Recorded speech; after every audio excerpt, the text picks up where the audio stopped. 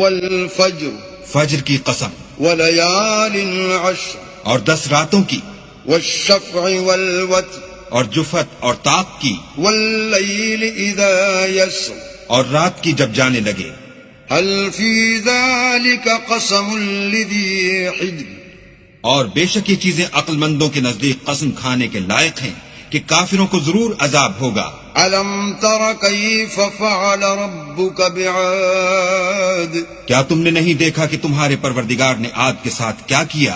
إرم ذات العماد جو ارم کہلاتے تھے، اتنے دراز قد، التي لم يخلق مثلها في البلاد کہ تمام ملک میں ایسے پیدا نہیں ہوئے تھے. وثمود الذين جابوا الصخر بالواد اور سمود کے ساتھ کیا کیا جو وادی قرا میں پتھر تراشتے اور گھر بناتے تھے. وفرعون ذي الأوتاد اور فرعون کے ساتھ کیا کیا جو خیمے اور میخیں رکھتا تھا. الذين طغوا في البلاد یہ لوگ ملکوں میں سرکش ہو رہے تھے.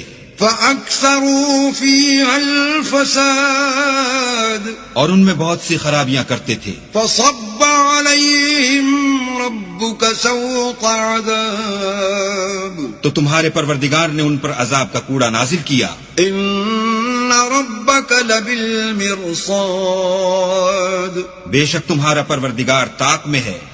فأما الإنسان إذا ما ابتلاه ربه فأكرمه ونعمه فيقول ربي أكرمن مگر انسان عجیب مخلوق ہے کہ جب اس کا پروردگار اس کو آزماتا ہے کہ اسے عزت دیتا اور نعمت بخشتا ہے تو کہتا ہے کہ آہا میرے پروردگار نے مجھے عزت بخشی.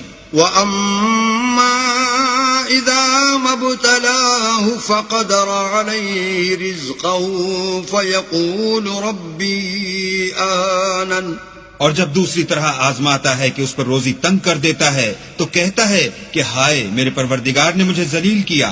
كلا بل لا تكرمون اليتيم نہیں بلکہ تم لوگ یتیم کی خاطر نہیں کرتے. ولا تحاضون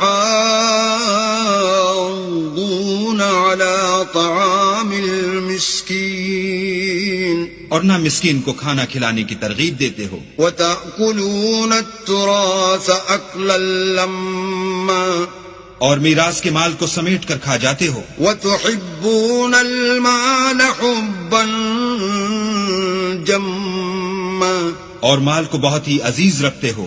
كلا إذا دكت الأرض دكا دكا تو جب زمین کی بلندی کوٹ کوٹ کر پست کر دی جائے گی. وجاء ربك والملك صفا صفا اور تمہارا پروردگار جلوہ فرما ہوگا اور فرشتے قطار باندھ باندھ کر موجود ہوں گے. وجيء يومئذ بجهنم يومئذ يتذكر الإنسان وأنى له الذكرى اور دوزخ اس دن حاضر کی جائے گی تو انسان اس دن متنبہ ہوگا مگر اب انتباہ سے اسے فائدہ کہاں مل سکے گا. يقول يا ليتني قدمت لحياتي کہے گا کاش میں نے اپنی زندگی جاویدانی کے لیے کچھ آگے بھیجا ہوتا. فيومئذ لا يعذب عذابه أحد تو اس دن نہ کوئی اللہ کے عذاب کی طرح کا کسی کو عذاب دے گا. ولا يوثق وثاقه أحد اور نہ کوئی ویسا جکڑنا جکڑے گا.